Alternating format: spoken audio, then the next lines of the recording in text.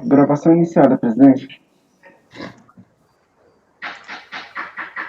Bom dia a todos. Daremos início à sessão da primeira turma ordinária da 4ª Câmara, primeira sessão do CAFRE, período da manhã, dia 9 de fevereiro de 2021. Estão presentes os conselheiros Cláudio Andrade Camerano, Daniel Ribeiro Silva, Carlos André Soares Nogueira, Luciana Shihara Canzanin, Itamar Arthur Magalhães Alves Ruga, Letícia Domingues Costa Braga, André Severo Chaves e Luiz Augusto de Souza Gonçalves. Nós vamos iniciar os trabalhos dessa manhã com o item 29 da minha relatoria, recorrentes Fazenda Nacional e Bandeirante Assistência em Transportes Limitada, EPP. Pediria que vocês abrissem o arquivo. Aqui nós estamos tratando de um recurso de ofício e de um recurso voluntário. Esse processo, ele não é um processo complexo, tá? Mas ele é um processo um tanto quanto extenso. Então, eu vou pedir para vocês, em certa medida, um pouquinho de paciência, tá? Ele trata de auto de infração de RPJ CSL, referentes aos anos calendários de 99 a 2002. Foram apontadas as seguintes infrações por parte da autoridade fiscal. 1. Ausência de adição ao lucro líquido do período na determinação do lucro real do lucro inflacionário acumulado em 31 de dezembro de 95, no percentual mínimo de 10% ao ano. Foi apurada uma diferença aí de R$ 14.713,18 em cada um desses períodos objetos da auditoria, que foi, no caso, aqui foi 2000, 2001 e 2002, se não me engano. Isso, 2000, 2001 e 2002. 2. Falta de ajuste necessário na apuração do lucro real, uma vez que o contribuinte transferiu o valor de R$ 3.313 de uma conta de receita, frota ETC, para a conta de prejuízos acumulados antes da apuração do resultado do ano 2000, sem que eu tivesse adicionado o lucro líquido, reduzindo o lucro real do exercício. Também foi verificada a diferença entre o saldo final de conta de receita, conta frota própria, em fevereiro, e o seu saldo inicial em março. Houve uma redução dessa conta, a qual não foi adicionado o lucro líquido, reduzindo o lucro do exercício. Presidente. Oi. A Luciana caiu. Tá, vamos esperar ela.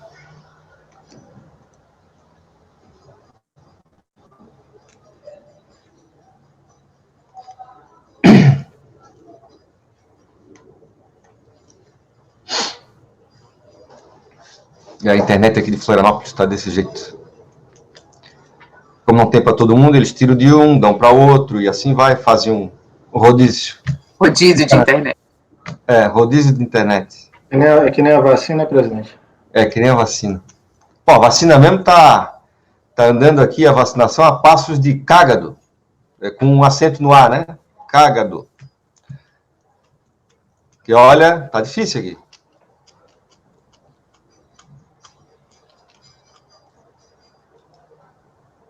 Minha avó ontem, graças a Deus, vacinou.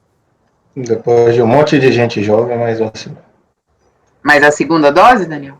Não, a primeira ainda. Primeira ainda, né?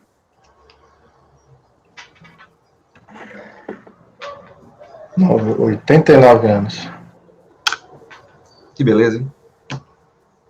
A minha avó mora em Tuiutaba, ela tem 96 e em Tuiutaba nem chega a vacina. Bom, chegar deve chegar. Eu acho que ela até talvez seja vacinada mais rápido que em outros lugares aí, né? Acho que não. Esses interiorizinhos menores estão, como o volume é menor e é mais fácil controlar, está sendo mais rápido. Pelo menos aqui na Bahia. Mas tem município em Santa Catarina que é minúsculo e chega a 3 doses, 4 doses, e assim vai. Bom, Consegui. Conseguiu? Joia. Consegui. Então, eu estava falando das infrações que foram apontadas nesse auto de infração, né? Então, primeiro, a ausência de adição ao lucro líquido do período na determinação do lucro real do lucro inflacionário acumulado em 31 de dezembro de 95, no percentual mínimo de 10% ao ano. No caso aqui, R$ 14.713,18, nos anos 2000 a 2002. Segundo a infração, a falta de ajuste necessário na aprovação do lucro real uma vez que o contribuinte transferiu o valor de 3.313.000 de uma conta de receita para uma conta de prejuízos acumulados antes da apuração do resultado do ano 2000, sem que eu tivesse adicionado o lucro líquido, reduzindo o lucro real do exercício. Também foi verificada a diferença entre o saldo final da conta de receita, a conta frota própria, em fevereiro, e o seu saldo inicial em março, uma redução dessa conta, qual não foi adicionado o lucro líquido, reduzindo o lucro do exercício. Intimado de esclarecer os fatos, não fez. Essa matéria gerou reflexo de CSL também. A terceira infração, arbitramento do lucro para o ano de 99, em virtude da contribuinte optando pela apuração com base no lucro real trimestral, não ter apresentado o livro diário e razão, quando intimado. Tá? Quarta infração, utilização indevida de janeiro a novembro de 2000 de balanço ou balanceio, suspensão, edição, pois os mesmos não foram transcritos no livro diário, conforme determinação contida no artigo 35, parágrafo, aqui é parágrafo 5º, da Lei 8981/95, e no artigo 12, parágrafo 5º da IN SRF 93/97. Em vista disso, foram apurados impostos devidos por estimativa, lançando-se a multa de ofício isolada, nos termos do artigo 44, parágrafo 1º, inciso 4º da Lei 9.430. Consta ter sido realizado o lançamento de tal multa também em relação às estimativas de CSL do mesmo período. E resignado com o lançamento, a recorrente apresentou a impugnação de folhas 457 e 473, em que aduz o seguinte, aí eu reproduzo os termos da impugnação, tá? Esse eu vou passar, porque eu vou voltar quando mais à frente, quando eu falar do recurso voluntário. Essa impugnação foi julgada pela Delegacia da Receita Federal de Julgamento de Brasília, que eu tenho a ementa, reproduzo a ementa, e digo lá embaixo, a decisão recorrida reconheceu como procedente, em parte, o lançamento, afastando a exigência dos seguintes valores. Reconheceu a decadência do lançamento de IRPJ relativo aos 3 primeiros trimestres do ano 99. Nesse ponto, afastou a exigência de 736.551 de IRPJ e 552.413 de multa de ofício incidente sobre o tributo, total de 1.288.000.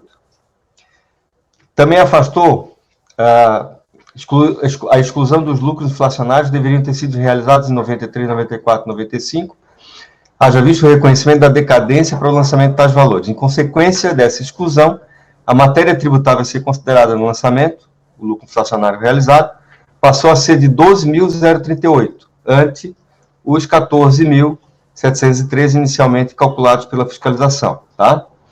Não houve a construção de crédito tributário exigível nos anos do calendário de 2001 e 2002, já visto terem sido absorvidos pelos prejuízos acumulados em períodos anteriores. Tá? Então, essa diferença desses 2 anos aí não resultou na exigência de crédito tributário. Tá? Apenas redução do prejuízo. 3. Redução do percentual aplicável à multa isolada pela falta de pagamento de estimativas para 50%, em função da aplicação do artigo 18 do MP 303/2006, que deu nova redação ao artigo 44 de 9.430. Novo valor relativo à multa isolada à falta de pagamento de estimativas de RPJ foi calculado em 580.000, ante os 1.160 inicialmente lançados. Já em relação às estimativas de CSL, as multas foram reduzidas de 78.000 ante os 156 inicialmente lançados, tá? Desse modo, foi reduzido a auto-infração em R$ 658.794. Aí eu fiz uma observação, vocês têm aí em verde, que essa redução, para mim, ela foi equivocada, tá? Porque ele reduziu em 50%. Na realidade, a multa caiu de 75% para 50%. Mas ele cortou a multa à metade, tá? Enfim. Assim, o total de tributo e multas reduzido diante da decisão recorrida importou em R$ 1.947.759, razão pela qual a autoridade julgadora ACOR recorreu de ofício do respectivo acordo. Ainda resignada com a decisão proferida pela DRJ Brasília, a contribuinte apresentou tempestivamente o recurso voluntário de folhas 814 e 832, onde alega em apertada síntese. Decadência. Repete os mesmos argumentos da impugnação, arguindo que, como o lançamento só se aperfeiçoou em 28 de novembro de 2005, data em que a contribuinte dele tomou conhecimento, os valores relativos ao ano calendário de 99, quanto quanto ao IRPJ e a CSL, bem assim aqueles anteriores a novembro de 2000, no tocante a multa isolada, já não mais poderiam ter sido lançados, eis que já alcançados pelos efeitos do Instituto da Decadência, porquanto extintos nos preceitos do artigo 150, parágrafo 4º. Então, ela está propugnando a aplicação do 150, parágrafo 4º para esses dois casos aqui, tá? Lucro inflacionário. Também repete os mesmos. Aliás, o recurso repetiu os mesmos argumentos da impugnação. Algumas vezes com uma outra roupagem, mas os argumentos são os mesmos, tá? Então, lucro inflacionário em relação ao SAPLI, em relação à utilização do SAPLI como base para o lançamento, arguido que o ônus probando de fato constitutivo do direito cabe a quem alega, não a quem nega. É porque o lançamento relativo ao lucro inflacionário foi feito todo com base no SAPLI, e ele se insurge contra a utilização tão somente do SAPLI para efetuar esse lançamento, tá? 3. Os resultados operacionais não declarados no ano calendário de 2000. Acresceu juntando os documentos de folhas 1081 a 1117. Razão contábil da frota. Ele juntou uma série de documentos porque a decisão recorrida havia firmado o entendimento de que não haveriam provas das alegações nos autos. Faltaria, para que ele comprovasse as suas alegações, a juntada do razão, do livro diário, enfim, da escrituração contábil. Daí ele veio e juntou, tá? Do arbitramento em relação ao calendário 99. Argui que a autoridade fiscal teria se recusado a receber a escrituração, livros diário e razão, alegando preclusão de prazo, porque ainda não autenticados. Essa fiscalização ela demorou, ela levou vários meses. A contribuinte foi intimada a apresentar esses livros, nesses meses, intimada e reintimada. Chega no final da fiscalização, ela vem e entrega, mas os livros que ela entrega não estão autenticados, tá? A essa altura, a Inês estava morta já. A autorização já tinha sido lavrado e, por força disso, o auditor não considerou esses documentos, tá? O que mais? Da multa isolada no período de janeiro a novembro de 2000. Repete os mesmos argumentos da impugnação, momento e o fato de que os balancetes apresentados à fiscalização não teriam por fim suspender ou reduzir o pagamento de tributo, mas tão somente manter controle da sua contabilidade. Foram elaborados para fins gerenciais segundo a contribuinte. A utilização do balanço ou balancete de suspensão ou redução nada mais seria do que uma faculdade da contribuinte, que a seu critério poderá exercê-la ou não. Assim, poderia ela optar por aproveitar-se dessa faculdade ou, se assim entender, simplesmente optar pelo pagamento mensal da estimativa com base na receita bruta e acréscimos. Aduz que, no caso presente, a contribuinte optou pelo recolhimento da estimativa e, por isso, deixou de transcrever tais balancetes, elaborados para fins gerenciais, novamente, no livro diário. Esta opção, por sinal, foi materializada na sua DIR-PJ, como demonstra a cópia anexada à peça impugnatória, mais precisamente na sua ficha 1, onde consignou como forma de determinação da base de cálculo do imposto de renda, com base na receita bruta e acréscimo, e não com base em balanços ou balancetes de suspensão e redução. Também alega que a simples falta de transcrição ou encadernamento dos balancetes de suspensão e redução no diário poderia caracterizar, quando muito, apenas irregularidade formal, que não justificaria em nenhuma hipótese a aplicação da multa isolada, principalmente quando o contribuinte franqueou toda a sua escrita contábil e fiscal.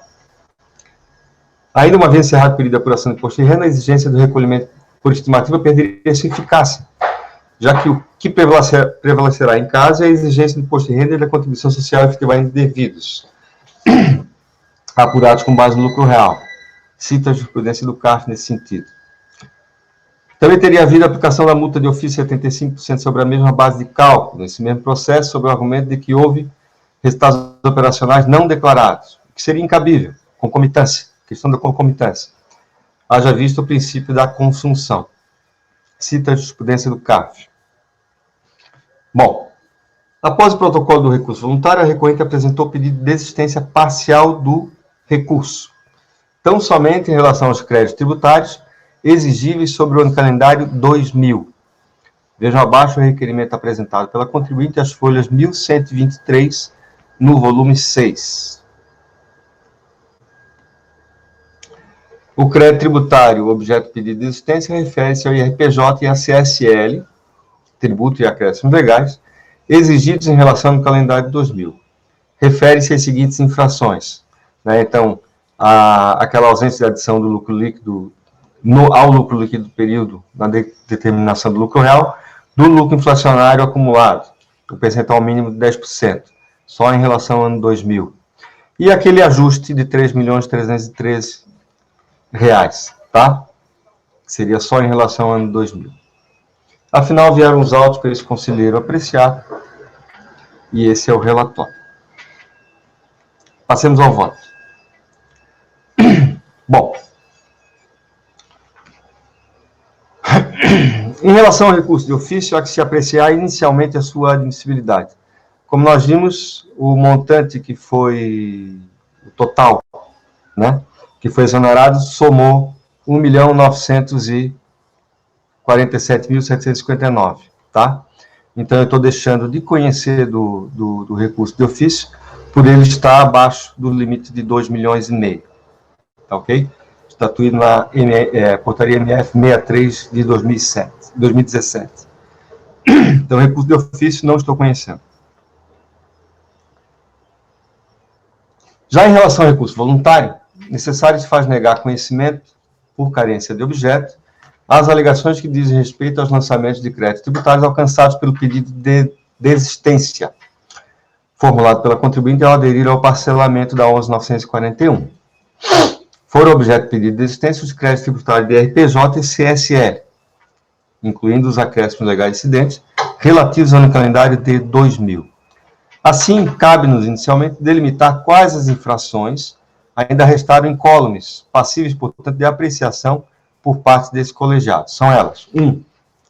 Ausência de adição ao lucro líquido do período na determinação do lucro real, do lucro inflacionário acumulado em 31/12/95, no percentual mínimo de realização de 10% ao ano, 12.038,81, relativos aos períodos de 2001 e 2002. O valor relativo ao ano de 2000 foi objeto de inclusão na 11.941. Esses pontos que estão em verde, vocês podem ver, isso aí não vai constar do voto, tá? Eu estou colocando aqui só para efeito de lembrete, tá ok?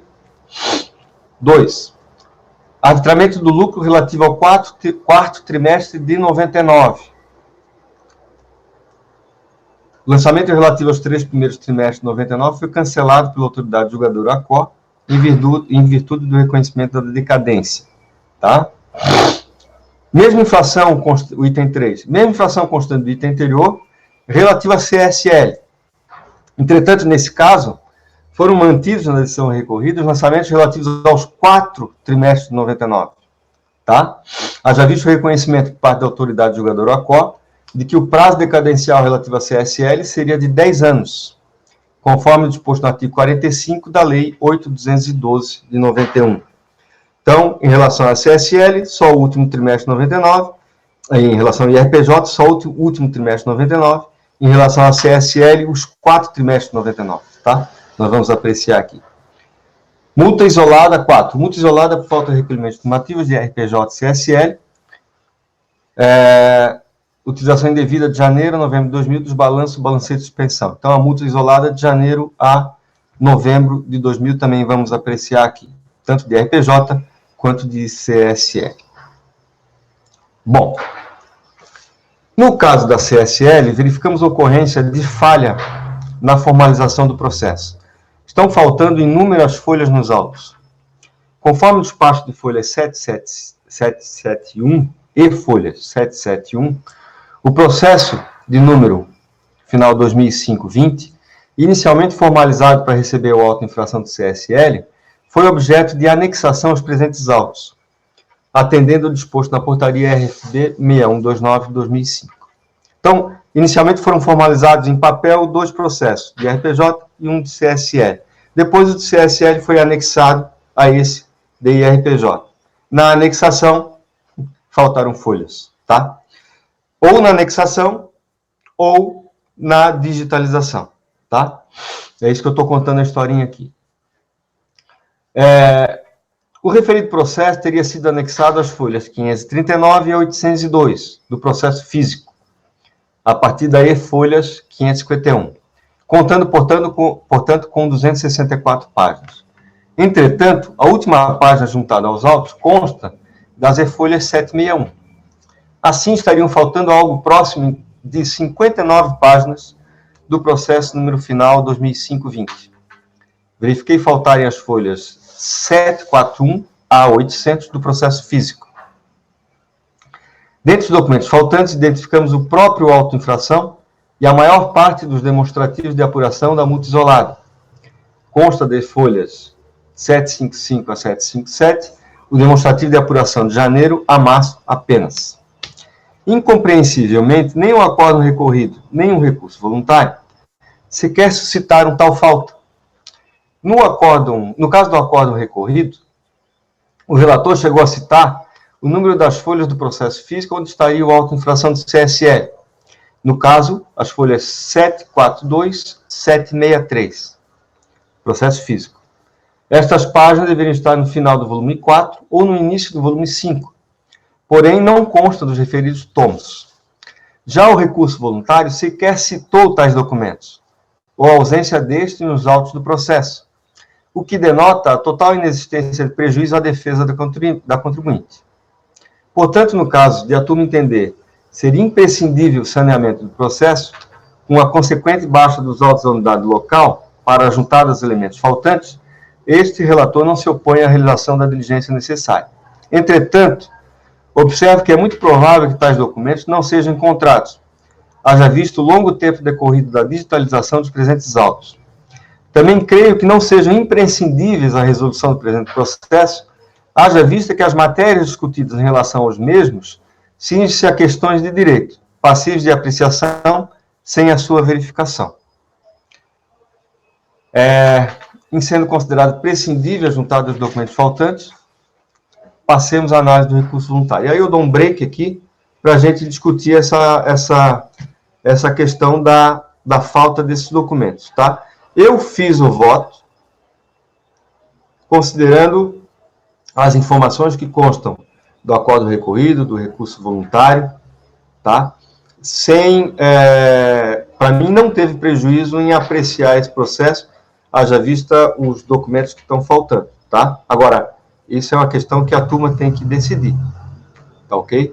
Se a gente baixa em diligência para que tente sanear esse processo e complete ele, ou se a gente pode seguir e julgá-lo da forma como ele está. Entendeu? Eu passo a palavra para vocês, para que a gente possa discutir.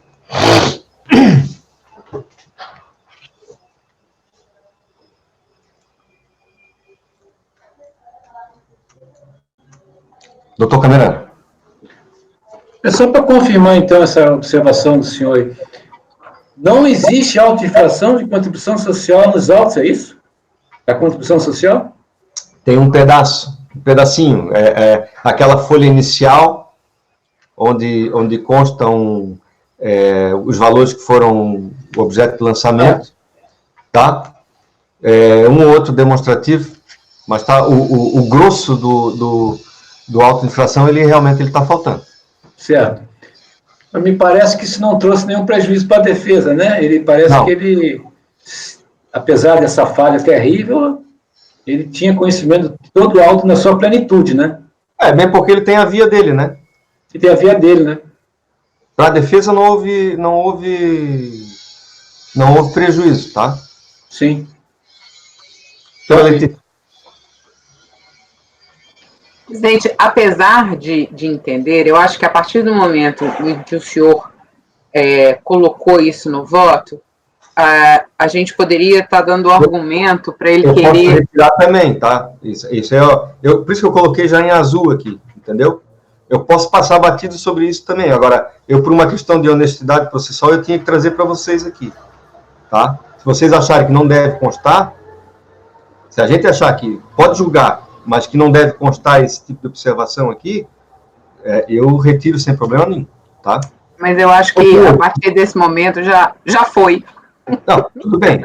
Mas eu era obrigado a trazer para vocês. Claro, né? Claro. E eu acho que, assim, nós corremos o risco de uma arguição de nulidade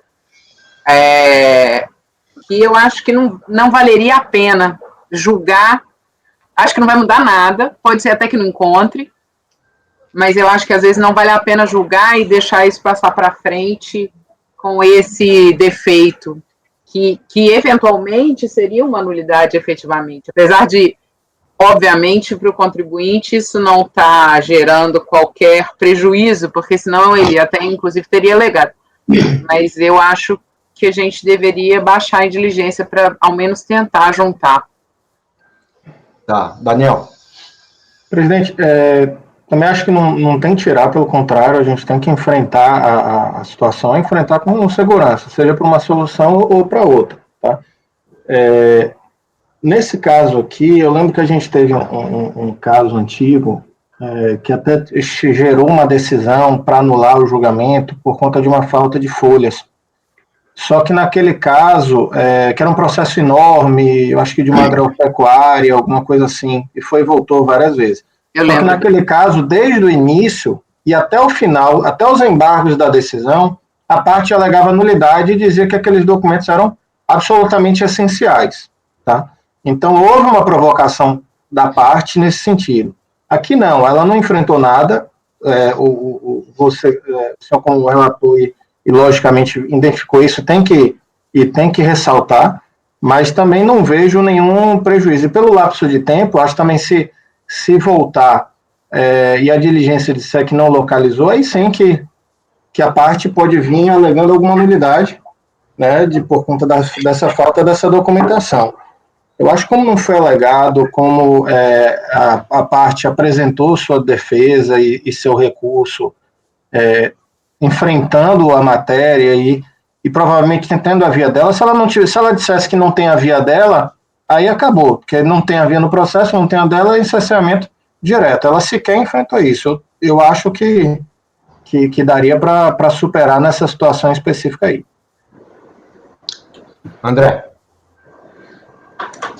O grande problema que eu vejo desse processo, assim, se fosse até algumas folhas do TVF, alguma coisa assim, que se relacionasse a fatos, assim, eu acho que daria para superar, mas assim, o próprio auto de infração, que é o documento hábil a constituir o crédito tributário, não está nos autos, eu acho bem problemático a gente superar isso, por mais que não tenha prejuízo assim por conta das alegações e dos fatos que já constam no próprio acordo da DRJ, mas eu acho bem problemático superar isso, constando que o documento que constitui o crédito tributário não encontra-se devidamente acostado aos autos.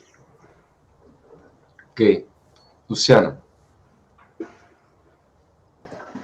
Até eu vou nessa linha também, sabe, presidente? Eu acho que é risco desnecessário a gente acabar julgando da forma como está faltando, né, as folhas, ainda mais como a Letícia comentou, né, agora já foi, até porque, assim, os debates, eles estão aqui, são veiculados, né, na internet, enfim, e podem, inclusive, servir até para embargar a decisão futuramente, caso esse trecho, né, seja, sim, haja vista não ter sido alegado pela parte, mas como nós já identificamos, né, através do voto do senhor, isso aqui está sendo debatido, então, acredito que até por precaução seria mais razoável a gente fazer uma diligência também para anexar esses documentos faltantes aqui.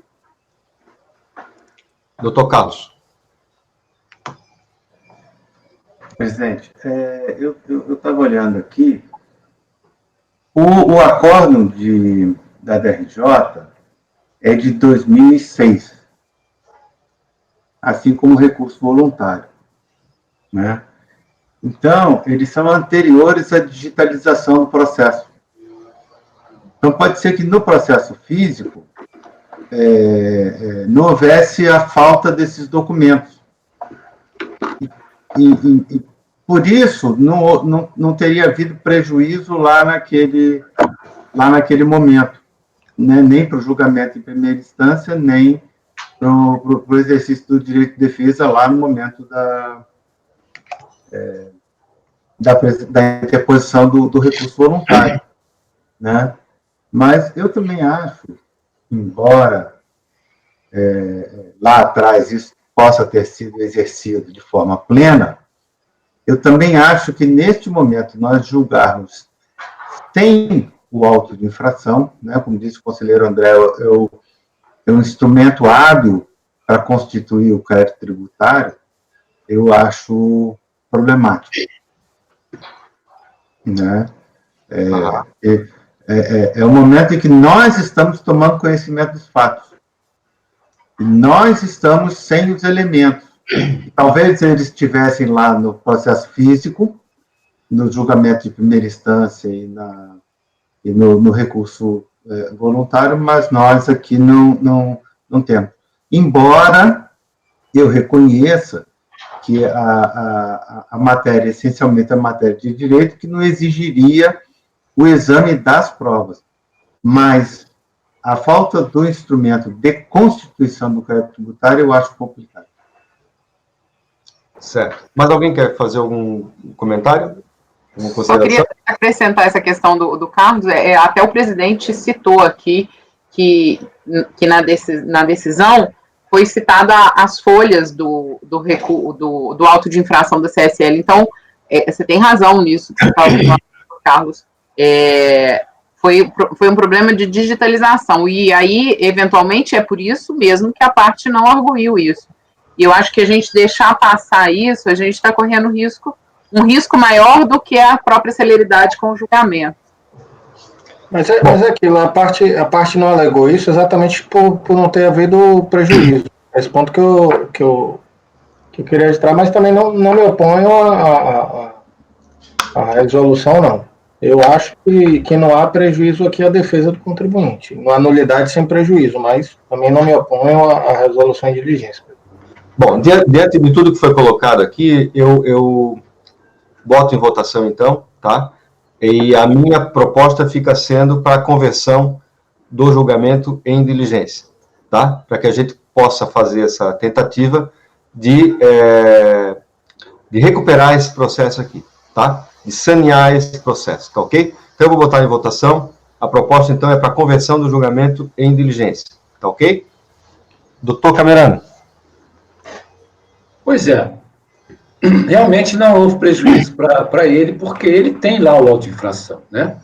Mas ocorre que esse processo aqui, caso ele venha discutir futuramente que não se conforme com o resultado do julgamento, que pode ser prejudicial a ele, né, que estão exigindo contribuição social aqui, como é que a Procuradoria vai cobrar esse crédito tributário se não tem auto de infração? Né? O auto de infração não é um instrumento que vai ser usado na execução, não?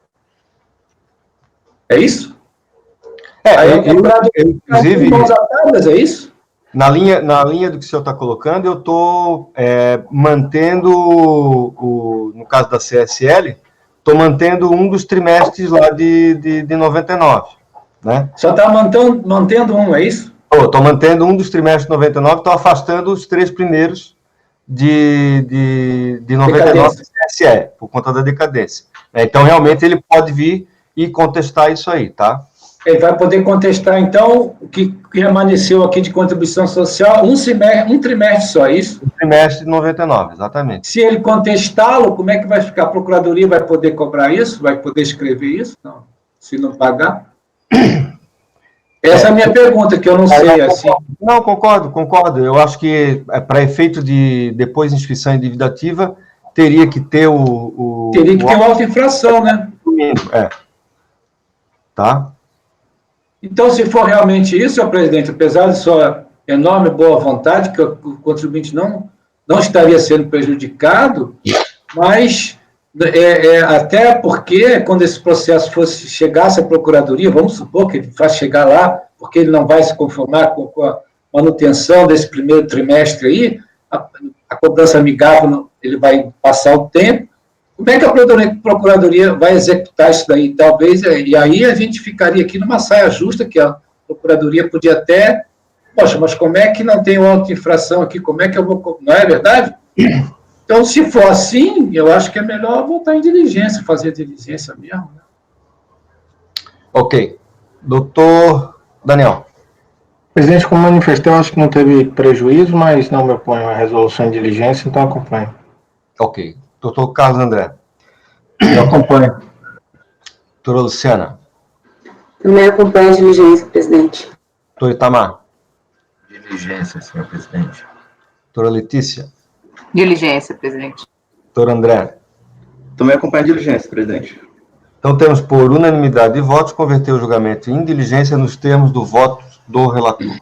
Ok? Muito bem. Aí a gente encerra os processos da manhã do dia 9 de fevereiro.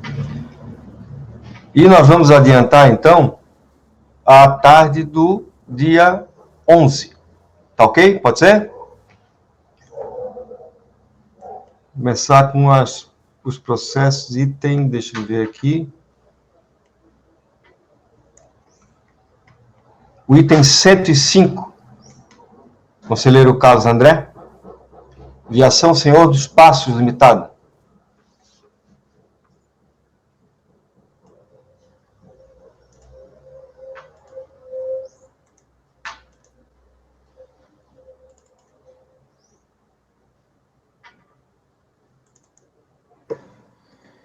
Presidente, esse caso aqui,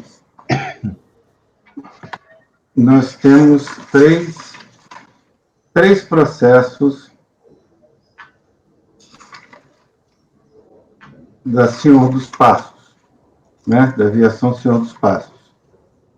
São os itens 105, 106 e 107, né? São três matérias diferentes, mas, vamos dizer, o item 106 e o item 107, eles depois poderão ser julgados até na sequência com os itens 99 e 100 da aviação Princesa da Serra. Eles são conexos, eram empresas do mesmo grupo e tal. Esse 105, não, ele tem uma matéria que é própria, né? Exclusão do Simples Nacional. Então, depois, se quiser, a gente pode também fazer lá os 99 e 100, que estão na pauta, mas do dia 10, né?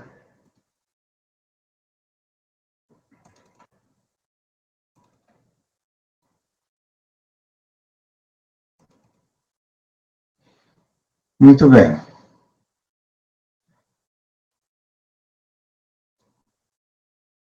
Só abrindo aqui, tá lento o negócio. Bom, então, trata o presente do ato declaratório, DRF Volta Redonda, número 431.932/2010, exclusão do Simples Nacional, com efeitos a partir de 1º de janeiro de 2011. A razão da exclusão foi a existência de débitos exigíveis para a Fazenda Pública, conforme demonstrativo abaixo, que constava do ADR. Né? Resignada com a exclusão, a contribuinte apresentou manifestação de inconformidade, aí está na parte destacada, né? Alegando em síntese que os valores mencionados no ato declaratório não correspondem às importâncias verdadeiramente devidas. Então, essa é a alegação central lá na manifestação de inconformidade. A manifestação foi julgada improcedente, está aí a ementa do acordo. Em essência, a autoridade julgadora de piso constatou que os débitos em questão seriam originários de declarações apresentadas pela própria contribuinte e que não teriam sido regularizados dentro do prazo legal conforme a legislação de regência. e eu trago um trecho aqui da decisão de piso. Inconformada com a decisão de primeira instância, a contribuinte interpôs recurso voluntário e que trouxe tão somente uma alegação na qual pugna pela inconstitucionalidade da exclusão do Simples Nacional por falta de pagamento. Posteriormente, ela até peticionou nos autos para juntar a procuração, aí pediu lá que as intimações fossem dirigidas ao advogado, que fosse feita a retificação da capa dos autos e do andamento na internet, para constar o nome do advogado. Passo ao voto. Bom, a inconstitucionalidade do artigo 17, inciso 5 da Lei Complementar 123, isso já foi enfrentado aqui outras vezes, né? Eu afasto com base na súmula CARF número 2, né? Entretanto, veja que aqui há uma pequena diferença. Ele não está querendo dizer que o texto normativo é inconstitucional. Ele está dizendo que a interpretação que é de acordo com a Constituição é que essa vedação é apenas para o ingresso no sistema e não daria aso à exclusão. Então, como a argumentação é nesse sentido, qual a interpretação constitucional, eu entrei na discussão. Não afastei simplesmente com a súmula CARF número 2. Então, vamos lá. No caso vertente, vejo uma pequena diferença que merece ser apreciada por esse colegiado. Entendo que a contribuinte não está defendendo a inconstitucionalidade do texto normativo, mas de determinada interpretação adotada pela administração tributária. Então, passo ao exame da matéria. Penso que a tese da contribuinte não deve prosperar. Então, reproduzo aí o artigo 17.5 da Lei Complementar. O citado artigo encontra-se na seção 2 do capítulo 4 da lei, que tem o seguinte título: das vedações ao ingresso no Simples Nacional. Lido isoladamente, pode-se ter um primeiro impulso de concordar com a contribuinte, ou seja, a interpretação mais adequada seria que o texto normativo vedasse apenas o ingresso no sistema. Contudo, é preciso interpretar esse dispositivo em conjunto com o disposto nos artigos 29.1 e 32 da Lei Complementar 123, que determina, e eu transcrevo os dois dispositivos. Quando se interpreta os dispositivos acima listados, vê-se que o sujeito passivo, que incidir na hipótese de vedação contida no artigo 17.5 da Lei Complementar, deve obrigatoriamente, por força do disposto no artigo 32, proceder à comunicação de sua exclusão do regime simplificado. Ao falhar com seu dever de ofício, incumbe à autoridade administrativa proceder à exclusão de ofício, falhar com seu dever jurídico, né? Incumbe à autoridade administrativa proceder à exclusão de ofício, consoante norma veiculada pelo artigo 29.1 da Lei Complementar. Assim, não é de se acolher a interpretação proposta pela contribuinte. Parece-me lógica a interpretação aqui esposada, uma vez que a empresa inadimplente promove uma concorrência desleal com as demais micro e pequenas empresas do ramo, violando a concorrência e, por consequência, a própria ordem econômica constitucional, nos termos dos artigos 146-A e 170 da Constituição Federal, estão aí transcritos. É mister lembrar que, de acordo com a súmula CARF número 2, os julgadores administrativos não podem afastar a aplicação das normas legais veiculadas pelos artigos 29 e 30 da Lei Complementar. Ademais, importa ressaltar que o Supremo Tribunal Federal já decidiu, com repercussão geral, pela constitucionalidade da vedação contida no artigo 17.5 da Lei Complementar 123, conforme se verifica na emenda do acordo proferido no RE 627543, Rio Grande do Sul. Está aí transcrito. Então, neste tópico, eu voto por negar provimento ao recurso voluntário. A questão da retificação, do direcionamento das intimações, isso é matéria de súmula. A retificação da capa do processo, do registro, também não cabe, não encontra respaldo na regulamentação do processo administrativo fiscal na sua parte formal, né? Você nem encontra isso no decreto 70.235, no decreto 7574, né? Isso está mesmo em manual aprovado por portaria da Receita Federal, porque isso é uma questão formal, né? Mas a lógica é que o processo, na verdade, ele é direcionado ao interessado, né? Uma vez que não se exige defesa técnica no processo administrativo fiscal, né? Então, eu estou indeferindo o pedido os pedidos de direcionamento das intimações para os advogados, retificação da capa, do registro do andamento na internet, e, no mérito, eu voto por negar provimento ao recurso voluntário. E assim o voto, presidente. Muito bem. Muito bem. Doutor Camerano. Acompanho o voto do relator, presidente. Doutor Daniel. O relator, presidente. Doutora Luciana. Voto com o relator, presidente. Tamar. Acompanhe o relator, presidente. Doutora Letícia. Com o relator, presidente. Doutor André. Com o relator, presidente. Também voto com o relator. Temos, então, por unanimidade de votos, negar provimento ao recurso voluntário. O item 106 e 107. Quer fazer o 106 e 107 agora?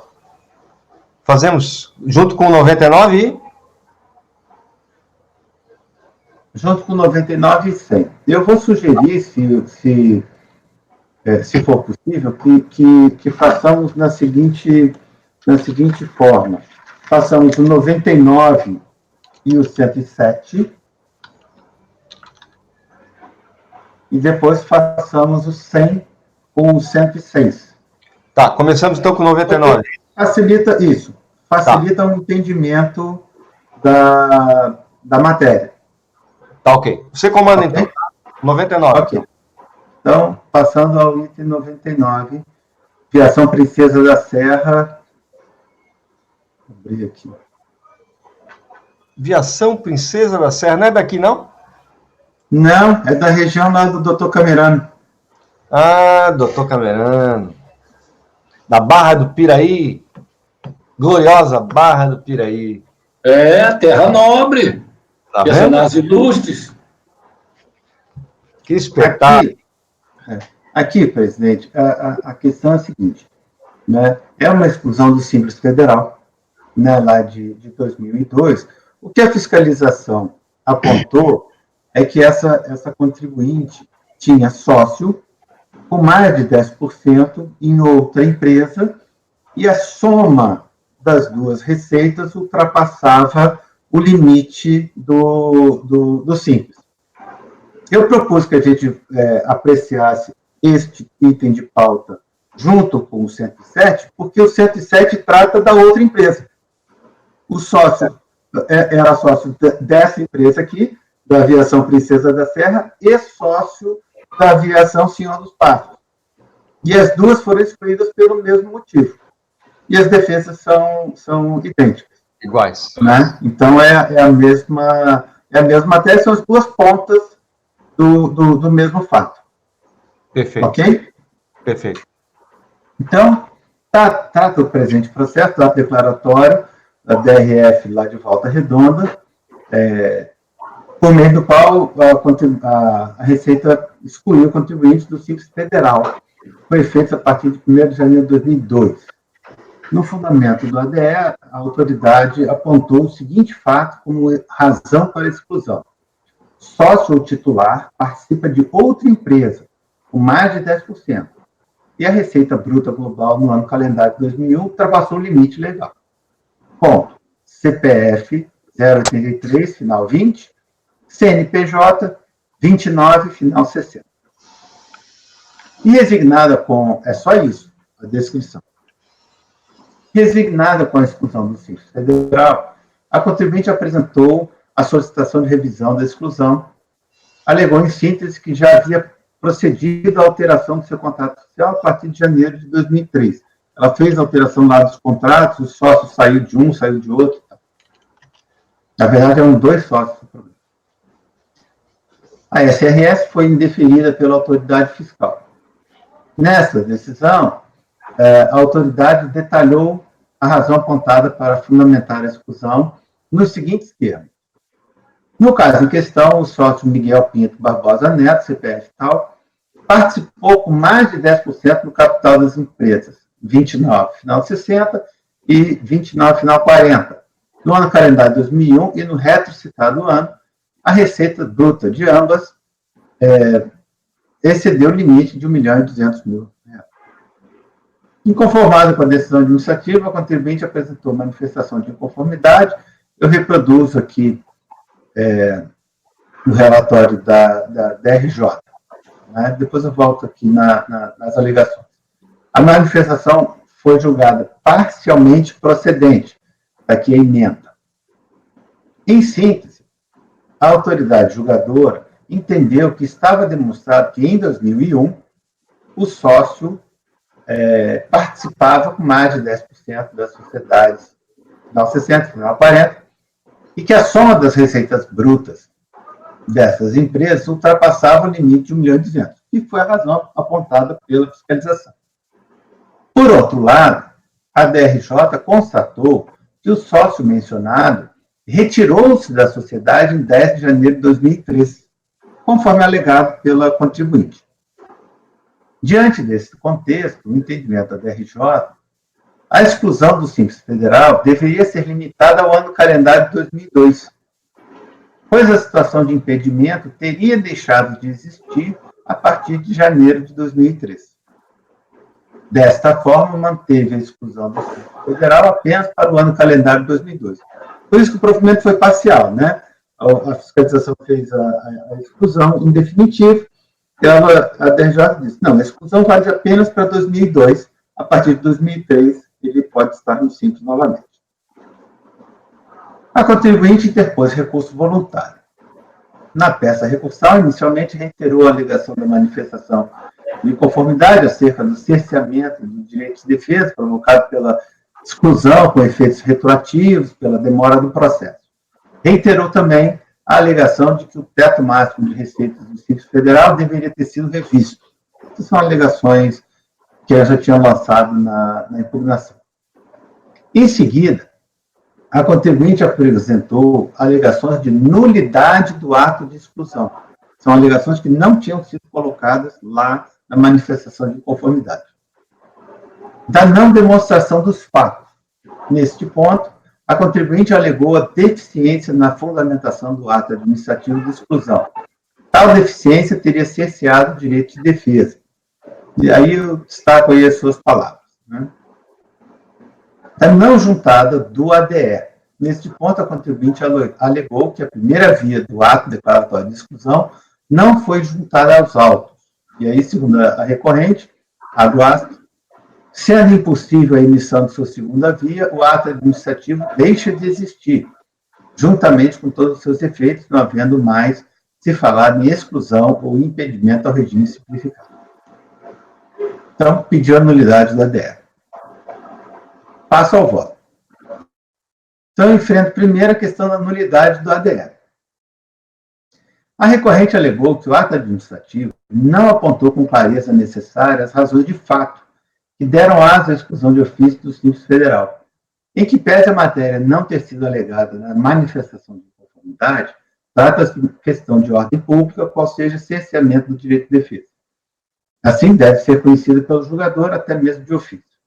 Penso que a tese da contribuinte deva ser acolhida. É-se diz que os atos declaratórios de exclusão do Simples Federal e do Simples Nacional, emitidos pela RFB, são sintéticos em sua fundamentação, que, quando necessário, são acompanhados de relatórios ou representações que descrevem de forma satisfatória os fatos que dariam motivação para a exclusão. Entretanto, este não é o caso dos autos.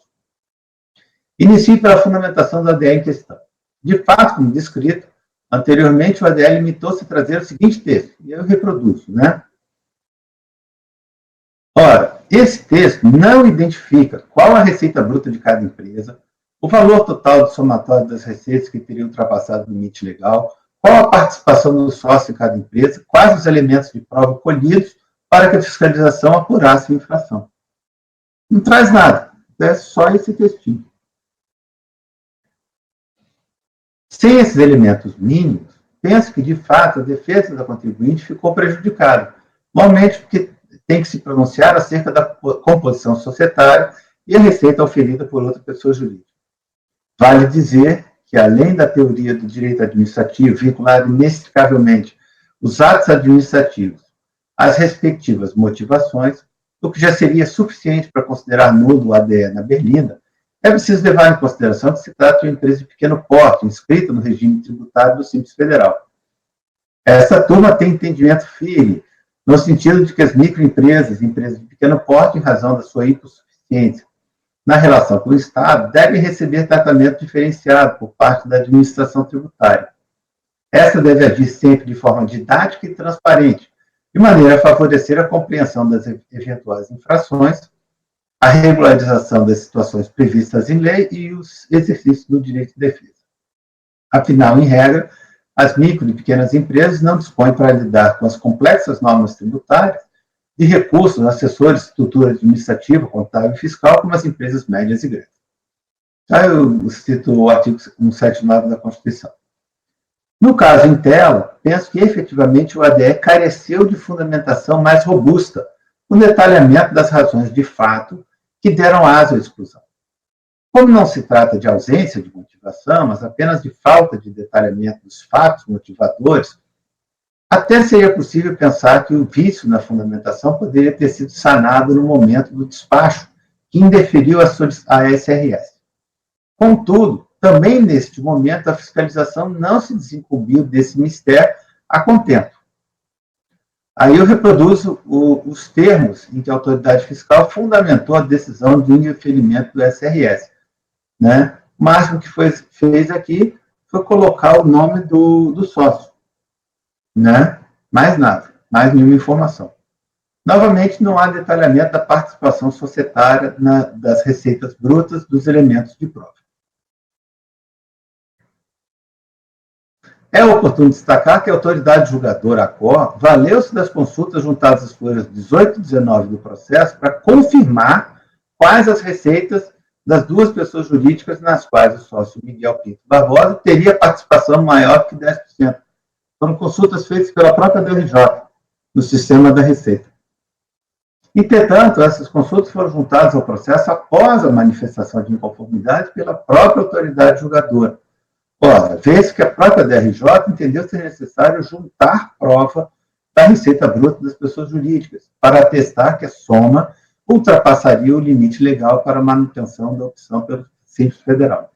Mostra que a instrução até o momento da manifestação de inconformidade não era suficiente para a configuração da hipótese de exclusão. Então, presidente, eu voto por dar provimento ao recurso voluntário para declarar a nulidade do ato declaratório e determinar a reinclusão da contribuinte do Simples Federal retroativamente à data de 1º de janeiro de 2002. É assim que voto. Muito bem. Alguém quer fazer alguma consideração? Um questionamento? Doutor Daniel. Presidente, só um ponto aí para debate realmente e a gente pensar. Concordo que a instrução foi muito mal feita. O que me está incomodando aqui é o fato do próprio contribuinte ter confessado os fatos que lhe foram imputados. Ele confessa que, de fato, um sócio tinha participação maior, indiretamente ele confessa a questão do faturamento, o que ele alega que deveria ter sido intimado antes para regularizar a situação e que ele fez essa regularização depois. Mas que, de fato, a instrução está muito mal feita, a instrução inicial está muito mal feita, tá. Só tem realmente de forma resumida, mas tem um contrato social nos autos que foi juntado pelo próprio contribuinte na impugnação, aí você consegue confirmar a participação societária de 50% em cada um, e a impugnação ele confessa. Aí só esse ponto realmente para debate se na medida em que o próprio contribuinte confessa a ocorrência dos fatos, isso seria realmente uma nulidade insuperável aqui. Ok. Não, eu só queria fazer um comentário. Veja, lá na SRS, quando a gente olha a primeira defesa feita pelo contribuinte, ela é uma defesa muito singela, dizendo assim, olha, esse problema do sócio a gente já resolveu, né? A impressão que realmente eu fiquei é que, como foi muito sucinta, sem os elementos mínimos necessários, a defesa já começou errada daí, né? Assim, ele falou, olha, esse problema lá do sócio a gente já resolveu em 2003, né? Aí ele disse que teve a mudança do Código Civil, e aí por isso é que demorou para fazer a alteração do contrato social, porque teve a introdução lá em 2012 do novo Código Civil e tal, né? Então, e depois ele seguiu nessa linha na impugnação e quando chega no recurso voluntário é que muda, né? Agora não me recordo se houve mudança de patrono ou se houve introdução de um novo patrono, como é que foi no recurso. Mas a mim ficou muito claro assim, que essa primeira defesa que deu a linha na SRS e na própria manifestação de inconformidade, ela já foi, vamos dizer, orientada pela forma como o ato foi fundamentado. Foi essa impressão que eu fiquei. Eu concordo com essa linha do conselheiro relator, porque, assim, quando o processo ele já nasceu com esse vício, o contribuinte ele já não tinha nenhum elemento não tinha elementos mínimos para apresentar uma defesa para tentar desconstituir qualquer dos fatos que pudessem configurar que esse sócio tinha uma receita bruta, ou que esse sócio tinha participação na empresa que a receita bruta transcendesse. E assim, só a questão do contrato social apresentado pela própria contribuinte, sem a questão dos elementos que a fiscalização apurou para configurar que essa receita transcendeu, também entendo que não é suficiente. Mais alguém? Eu também votaria junto como relator, porque eu acho que essa hipossuficiência nos leva a uma consideração de uma forma diferenciada, assim como fez o relator, sabe? E essas nulidades, elas são absolutas e não podem ser supridas por qualquer outro elemento. Tem uma outra questão, vocês vão ver que o próximo processo que a gente vai examinar é exatamente igual em relação à outra ponta, a outra empresa, né? Quer dizer, na verdade, a fiscalização até poderia dizer que eles tinham dois sócios em comum, com participação de mais de 10%, um saiu de um, outro saiu da outra e tal, né? Mas a fiscalização não fez nenhuma caracterização, não demonstrou que as empresas tinham o mesmo controle, que elas compartilhavam os sócios, na maior parte do capital, né? Não, quer dizer, nada disso foi feito pela fiscalização, né? Que ficou nesse aspecto pontual, né, de identificar que tinha, inclusive, apenas um dos sócios com mais de 10% nas duas, mas não juntou os elementos mínimos para dizer, olha, o faturamento é tanto, está aqui a prova, né, estão aqui os contratos sociais, né, não houve nenhuma preocupação de trazer elementos mínimos, tanto que a defesa inicial do contribuinte foi só dizer assim, não, eu já resolvi esse problema no contrato social da participação dos Muito bem. Doutor Camerano, seu voto. Eu acompanho o relator, presidente. Doutor Daniel. Presidente, um pouco incomodado aí por conta da situação, porque eu confessou aí, de fato, me parece comprovado que foi isso que aconteceu, mas seguindo a linha do que a gente vem adotando em processos do Simples, inclusive para para anular a ADE, quando não tem descrição dos débitos no próprio ADE, eu vou acompanhar o relator. Ok. Doutora Luciana. Também acompanho o relator, presidente. Doutor Itamar. Na mesma linha do que foi colocado pelo doutor Daniel, eu acompanho o relator, presidente. Doutora Letícia. Com o relator, presidente. Doutor André. Com o relator, presidente. Então, temos por unanimidade de votos, dar provimento ao recurso voluntário para declarar a nulidade do ato declaratório executivo da DRF Volta Redonda, número 534.853, de 2 de agosto de 2004, e determinar a reinclusão da contribuinte no Simples Federal, retroativamente à data de 1º de janeiro de 2002. Esse é o item 99, recorrente viação Princesa da Serra Limitada EPP. Vamos ao item 107. Viação Senhor dos Passos Limitada. Item 107, conselheiro Carlos André.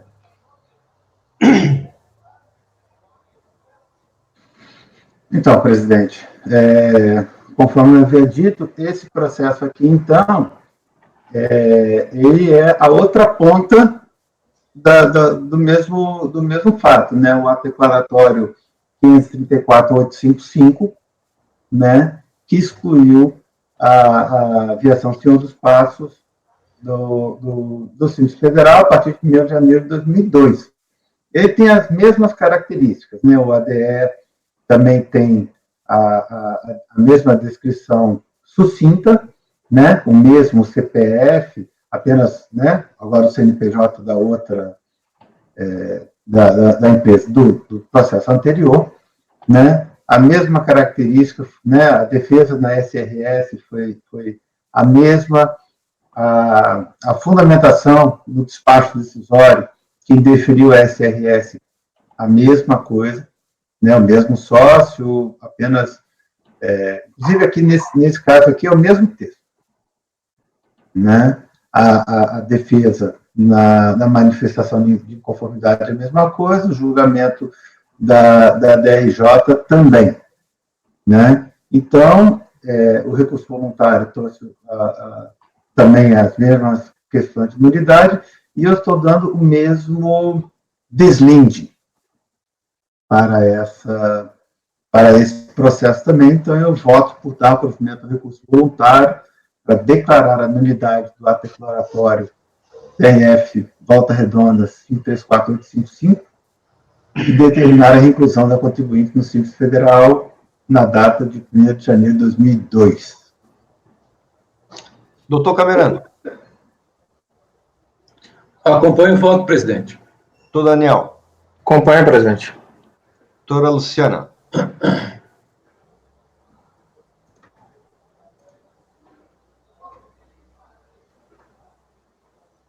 Doutora Luciana. Acompanho o voto, presidente. Doutor Itamar. Com o relator, presidente. Doutora Letícia. Com o relator, presidente. Doutor André. Com o relator, presidente. Temos, então, por unanimidade de votos, dar provimento ao recurso voluntário para declarar a nulidade do ato declaratório executivo do DRF Volta Redonda, número 534.855, de 2 de agosto de 2004, e determinar a reinclusão da contribuinte retroativamente à data de 1º de janeiro de 2002. Esse é o item 107. O item 100. Conselheiro Carlos André. Viação Princesa da Serra. 100. Muito bem, presidente. Aqui, trata de uma exclusão agora já do Simples Nacional, né, promovido pela DRF Volta Redonda, a DE número 753/2007, em razão da existência de débitos sem exigibilidade suspensa com a Fazenda Pública Federal, né? A contribuinte apresentou a manifestação de inconformidade, e eu destaquei aí o item 2 da alegação dela, né? De acordo com a relação de débitos motivadores da exclusão de ofício do Simples Nacional, possuía débitos de PAEX relativos às parcelas 55, 56 e 58 de 120. Ocorre que tais parcelas foram quitadas nas épocas oportunas conforme recibos que anexa aos autos. Né? Muito bem. A manifestação de inconformidade foi julgada improcedente, está aí a emenda do acordo. Em apertada síntese, a autoridade julgadora ACOA considerou que a contribuinte manifestou-se acerca de débitos de Simples Nacional e parcelamento especial, PAEX, que não foram os motivadores do ato administrativo de exclusão. Por outro lado, a contribuinte não teria se manifestado acerca do débito que efetivamente teria motivado a exclusão. Este débito teria sido parcelado somente em 29 de 8 de 2006, ou seja, após o prazo legal para a regularização do débito motivador da exclusão do Simples Nacional. Inconformado com a decisão de primeira instância, a contribuinte interpôs recurso voluntário. Na peça recursal, inicialmente, a contribuinte reiterou que os débitos motivadores da exclusão estariam abacados pelo pedido de parcelamento, feito anteriormente à intimação do ato de exclusão do Simples Nacional. Destaco aí um trecho. Né? Então, aqui, eu vou ler rapidamente.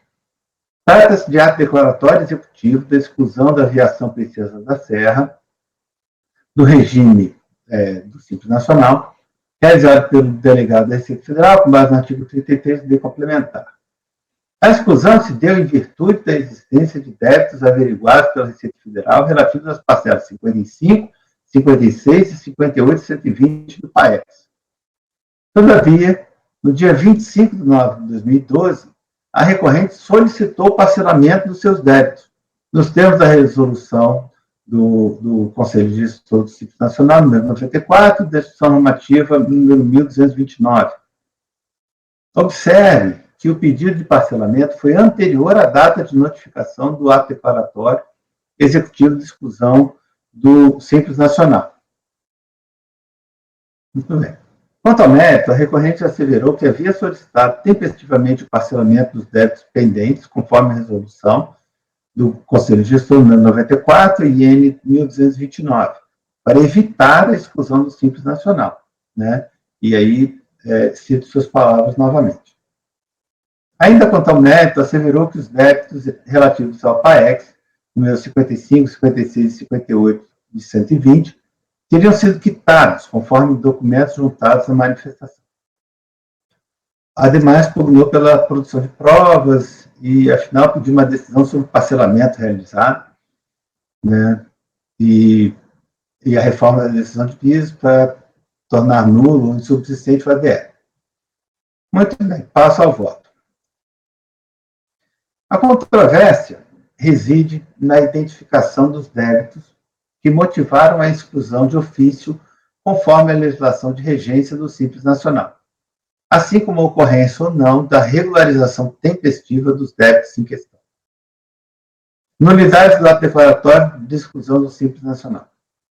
A partida, impede salientar que há uma controvérsia acerca dos débitos que teriam dado aso à exclusão do Simples Nacional. Segundo a contribuinte, seriam os débitos do PAEX, 55, 56, 58 e 120. Segundo a autoridade julgadora de piso, o débito motivador seria o débito não previdenciário inscrito em dívida ativa da União. Tem que a origem dessa celeuma é justamente a falta de especificação dos débitos motivadores da exclusão de ofício no ADS sob exame. Esta turma tem jurisprudência firme no sentido de considerar como nulo o ato administrativo de exclusão do Simples Nacional quando a motivação for a existência de débitos exigíveis com a Fazenda Pública, mas o ADR não traz a especificação dos citados débitos. Aí trago alguns precedentes. Né? Então, aqui é uma posição já conhecida minha e da turma. Né? Então, eu continuo ali na folha 8, parte destacada. Considerando, portanto, que o ato declaratório executivo em questão não especificou os débitos que dariam aso à exclusão da contribuinte do Simples Nacional, tem que o ato administrativo cerceou o direito de defesa da contribuinte. Né? E aí eu cito o artigo 59. Então, em conclusão, eu voto por dar provimento ao recurso voluntário para declarar nulo o ato declaratório executivo da RF Volta Redonda 753/2067, e determinar a reinclusão da contribuinte no Simples Nacional a partir de 1º de janeiro de 2013. Então, é como voto. Muito bem. Alguém quer fazer algum comentário? Tô camerando. Isto já é posição corrente nessa turma, nessa posição do conselheiro relator. Eu acompanho o voto do relator, presidente. Doutor Daniel. Presidente, eu acompanho. Esse contribuinte foi sortudo, viu? Porque todas as hipóteses de exclusão aconteceram em todas as exclusões nulas, né? Acompanho. Doutor Luciano. Também acompanho. Doutor Itamar. Com o relator, presidente. Doutora Letícia. Relator, presidente. Doutor André. Só um minuto, presidente. Acompanho também.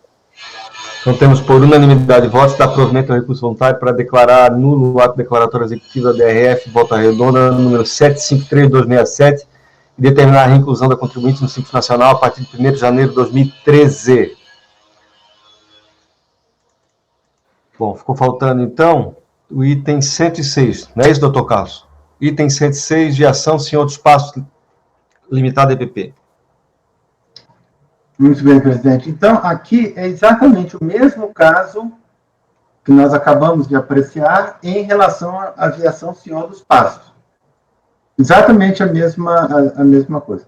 Aliás, já adianto que eu compartilho do incômodo do conselheiro Daniel, né? Mas, infelizmente, a atuação da administração nesses atos, ela deixou a desejar e realmente cessou o direito de defesa do contribuinte. Né? Muito bem.